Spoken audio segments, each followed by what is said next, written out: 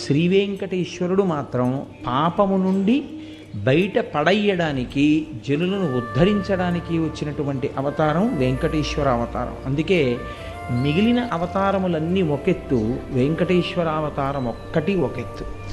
అంతటి కారుణ్యమూర్తి. అందుకే తిరుమల వైకుంఠమనగ గైసేసిన మీ సలలిత కరుణాహృదయము కలనైనను మరువరాదు కంజదలాక్ష అంటారు. సాక్షాత్తుగా తిరుమలనే శ్రీవైకుంఠంగా మార్చుకుని అక్కడికి వచ్చి నిలబడినటువంటి ఆ స్వామి యొక్క కారుణ్యాన్ని కలలో కూడా మర్చిపోవడం కుదరదు. అంతటి అనుగ్రహ ప్రదాత. వెంకటాచల క్షేత్రం గురించి చెప్తూ పెద్దలు ఒక మాట అంటారు. స్కందపురాణంలో ఈ విషయం గురించి ప్రస్తావన ఉంది. వెంకటేశ్వరునికి సంబంధించి 8 రకములుగా సేవించిన వారు ఎవ్వరైనా సరే విష్ణువునందు సాయుధ్యమును పొందుతారు. అంటే మోక్షం